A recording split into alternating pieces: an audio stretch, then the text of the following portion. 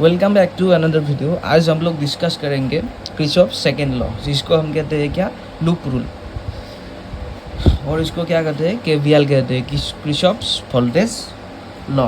इसको क्या कैसे लिखते हैं, केवीएल मतलब क्या, Kirchhoff's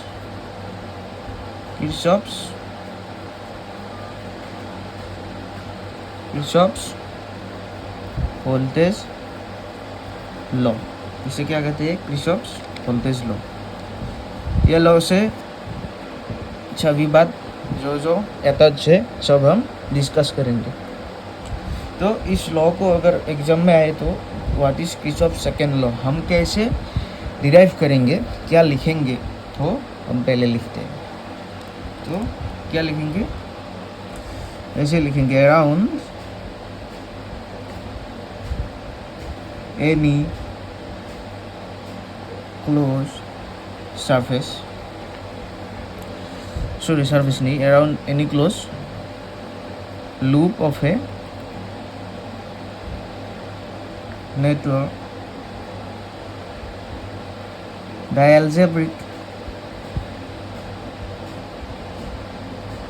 algebraic sum of changes in potential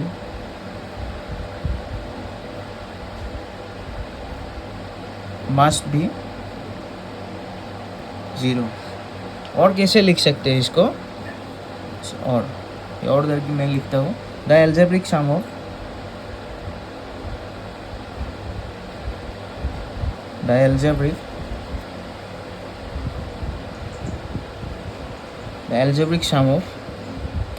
EMFs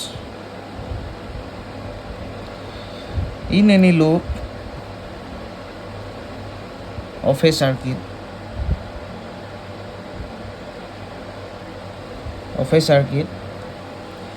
is equal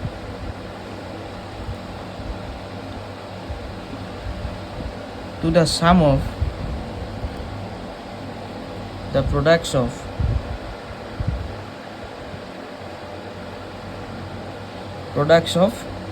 currents and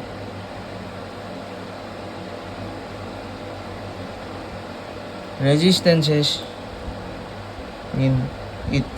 हम इस लॉ को ऐसे डिराइव कर सकते हैं। तो इसका मीनिंग समझते हैं, क्या लिखा है, अराउंड एनी क्लोज लूप, जब एक क्लोज लूप के चारों ओर ऑफ ए नेटवर्क मतलब क्या, जब एक साथ बहुत सारे कंडक्टर जुड़ा रहता है उसको हम इलेक्ट्रिकल नेटवर्क कहते हैं। तो लिखा है, around any close loop of a network the algebraic sum of changes in potential must be 0। मतलब क्या, जो लूप में पोटेंशियल का चेंज होगा वो क्या होगा, 0 होगा। और क्या लिखा है, the algebraic sum of EMFs in any loop of A circuit, जो EMF है और EMF का जो एल्जेब्रिक सम होगा, जो लूप में EMF रहेगा उसका जो एल्जेब्रिक सम होगा, is equal to the sum of the products of currents and resistance in it. मतलब क्या होगा, EMF की होगा, E इक्वल टू IR होगा, मतलब क्या, फी इक्वल टू IR, मतलब क्या, जो EMF रहेगा उसका क्या होगा, उसका समान किसका होगा, I इंटू R का समान होगा, है कि नहीं। तो इसको हम मैथमेटिकली कैसे लिख सकते हैं, mathematically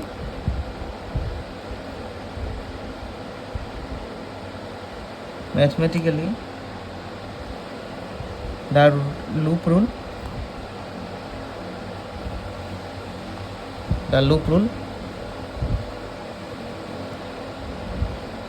may be expressed as क्या होगा, समेशन ऑफ डेल्टा V, मतलब क्या, चेंज इन पोटेंशियल क्या होगा, 0 होगा। और क्या लिख सकते हैं, ये capital EMF summation of EMF equal to summation of I into R, ये होगा, है कि नहीं।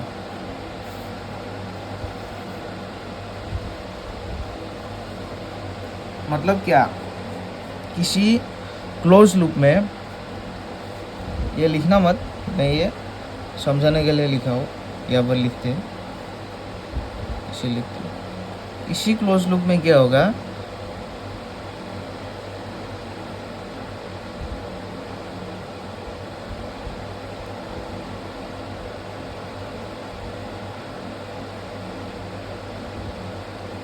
ये ज़ीरो होगा। मतलब क्या है, जो पॉजिटिव है, पॉजिटिव फी का मतलब है कि पोटेंशियल गेन, और जब निगेटिव फी उसका मतलब है क्या, पोटेंशियल ड्रॉप। मतलब क्या, एक क्लोज लूप में positive negative phi 1, positive negative phi 2, positive negative phi 3, positive negative dot positive negative phi n तक सम कितना होगा, ज़ीरो होगा। ये क्या, इसे ही हम सेकेंड लॉ मानते हैं। ये बात मैं यहाँ लिखा, पोटेंशियल डिफरेंस कितना होगा, डेल्टा वी, ज़ीरो होगा, है कि नहीं, ज़ीरो। अब समझने के लिए बात ये है कि ज़ीरो क्यों होगा। हमें पता है कि एक क्लोज लूप से हम जब वर्क डन देखेंगे, वर्क डन कितना होगा, ज़ीरो होगा, कारण पोटेंशियल पाथ पे डिपेंड नहीं करता। हम यहाँ से ए बी सी डी, ये एक लूप है, कुछ लगा है रेजिस्टेंस बैटरी सब लगा होगा इसे, ये एक लूप है। ए से बी गए, बी से सी गए, सी से डी गए, डी से ए गए, तो क्या होगा, हम लूप के साथ A B C D A loop होगा। हाँ, ए पॉइंट में पोटेंशियल था फी ए से जाके फी बी, फी सी, फी डी हो गए, फिर हम फी ए तक आ गया। मतलब क्या, देयर इज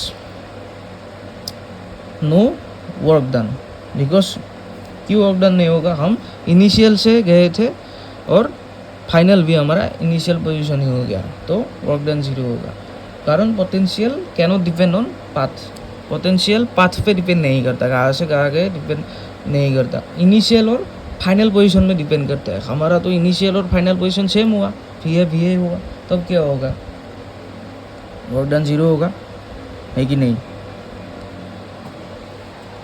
अब इसका कुछ रूल है, साइन कन्वेंशन रूल है, वो देखते हैं हम।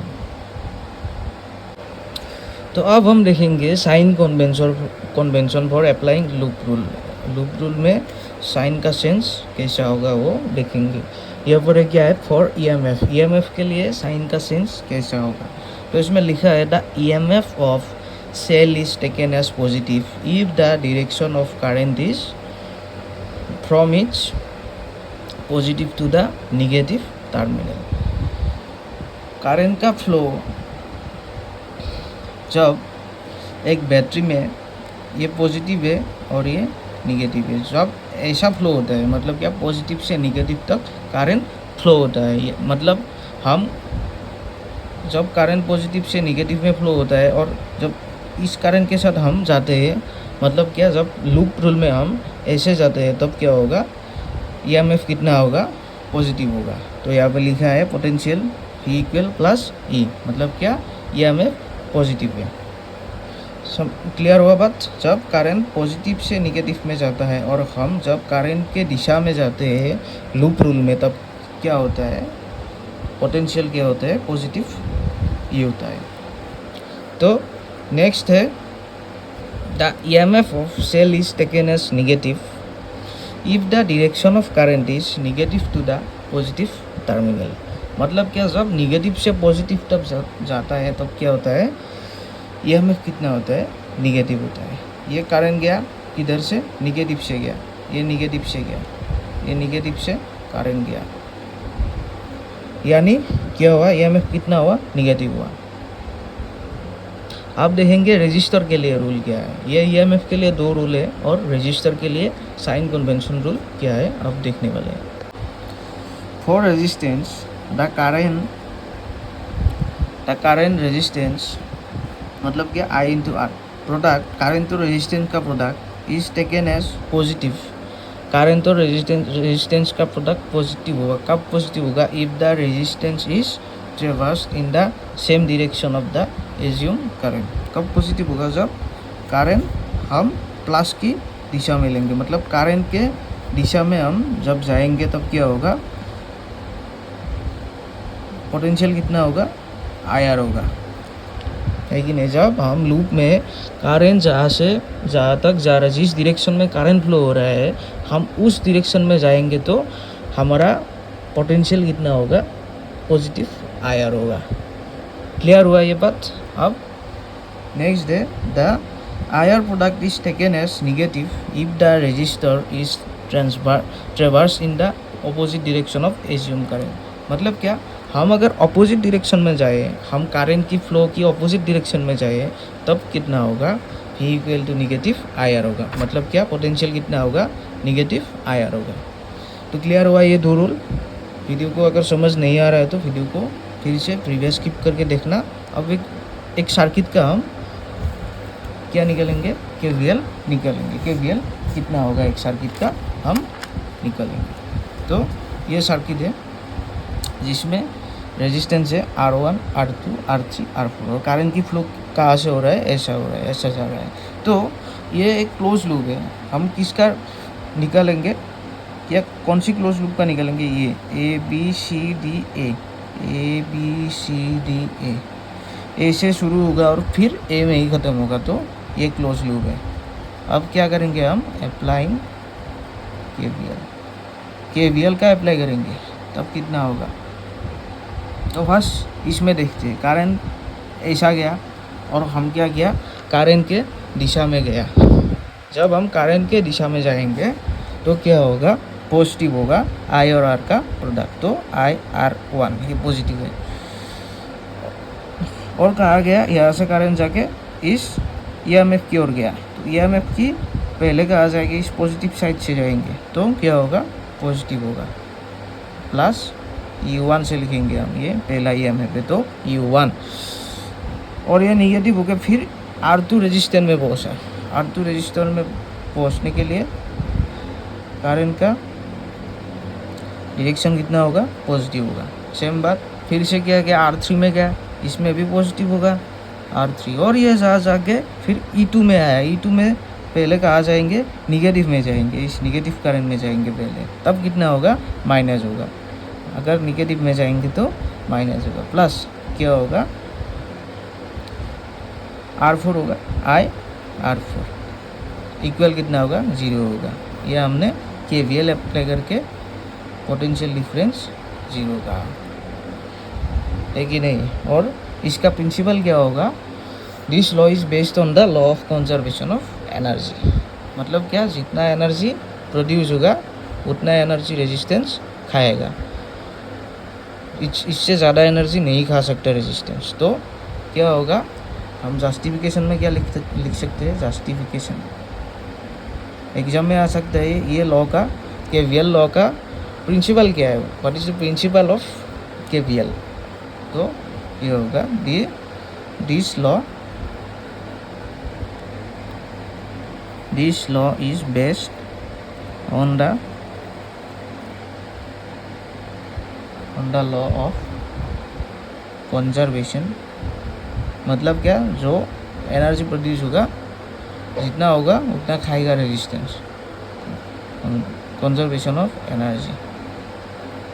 तो इसका क्या होगा, ये जस्टिफिकेशन होगा। और ये हमारा ख़त्म हो गया लॉ। यदि वीडियो अच्छा लगा तो शेयर करना, सब्सक्राइब करना, लाइक करना और अपने दोस्तों के साथ शेयर करना। तो मिलते हैं अगली वीडियो में, तब तक के लिए बाय बाय।